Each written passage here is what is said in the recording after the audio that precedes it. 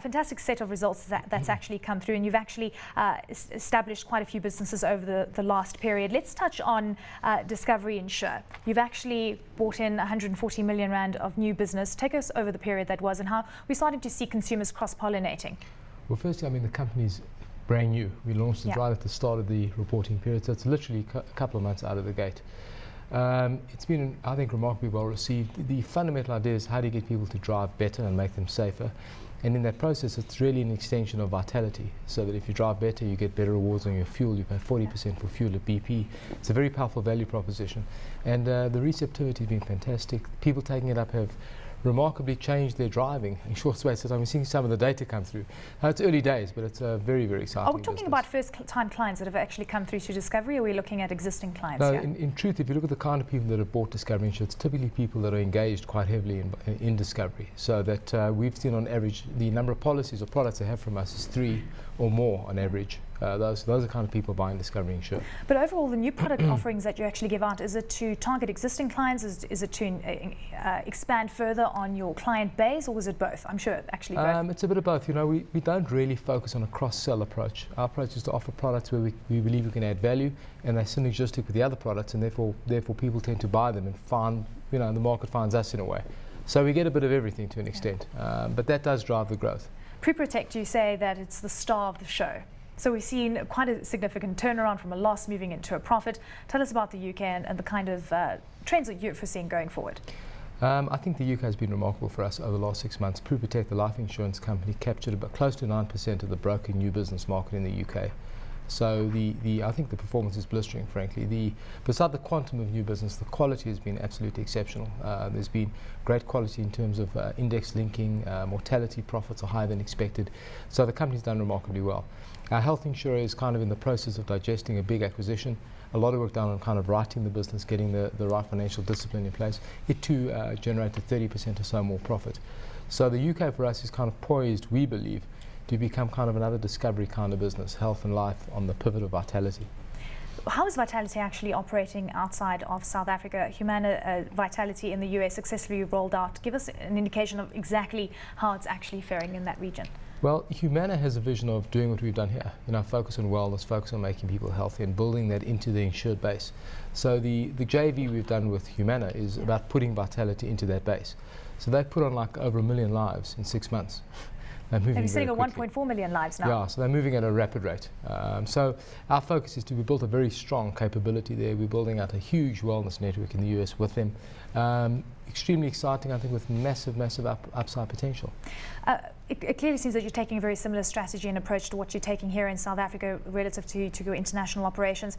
A very strong uptake that's coming through, but what about the competitive environment? What are you finding within that region? Are you coming in with such a disruptive product that it is actually so attractive to the consumer? You mean in the US? In the US and in the UK?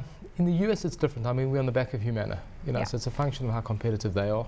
Vitality, I think, is quite unique and therefore should differentiate.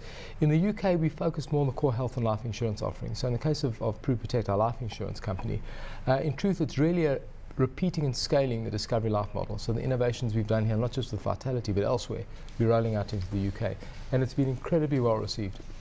In the budget, medical aid is also getting a bit of a mention. I was speaking with Wayne McCurry from Momentum Asset Management. He says it was very difficult to understand what the 250 Rand and the 154 Rand was actually pertaining to, but we know that this is actually going to be positive for consumers.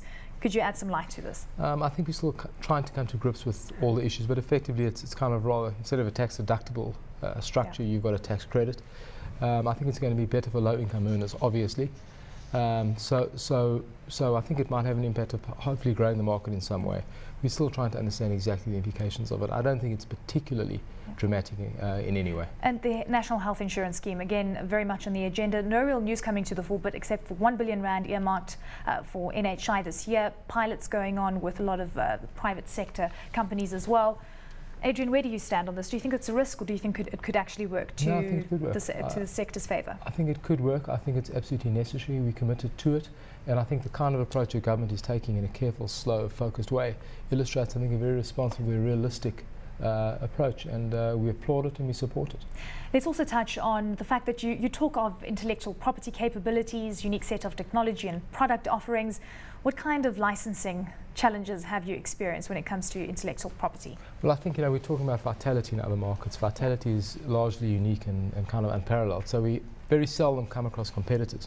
In the US market, there's a massive shift towards wellness, and there are competitors. But after 10 years of work, it appears that we may have a patent in the US over the vitality structure. So that's a kind of a narrow focus on how vitality works. But of course, the technology is a lot bigger than that. But we haven't had difficulties. It may mean that we have a kind of a barrier to entry for other competitors. We'll see how that plays out.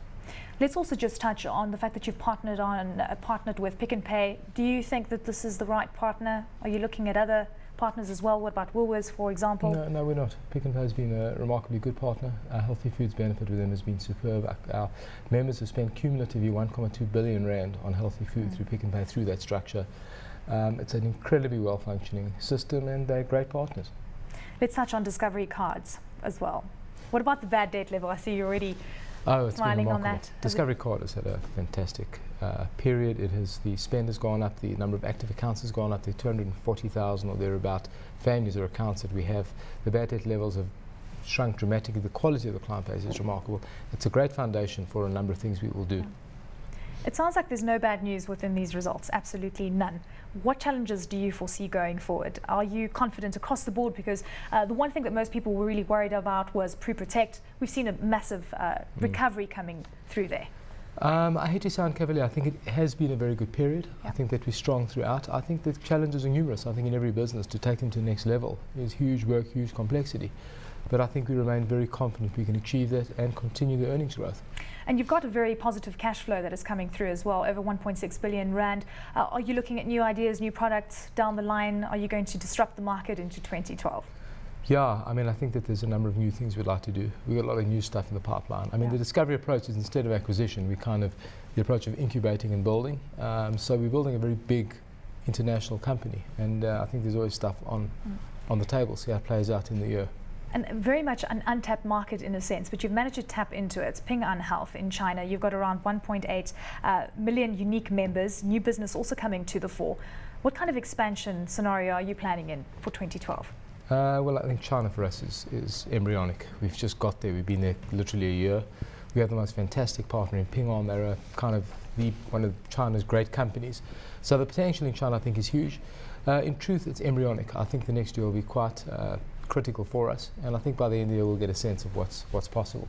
Let's also just touch on what we've seen with regards to administration fees. We've seen a deflationary effect coming through there for the last few years, 4%, I think, for the 5 years, despite the fact that we've seen medical inflation averaging around 10.5%. Is this trend, this deflationary trend, going to continue, Adrian? Well, we've had an explicit strategy of bringing down administration fees over time, and that, if we can achieve the efficiencies, we'll continue to do that. But given the scale of the Discovery Health medical scheme, I think that's entirely manageable. And I do think hopefully it can continue. It's great for members, and I think it's good for us.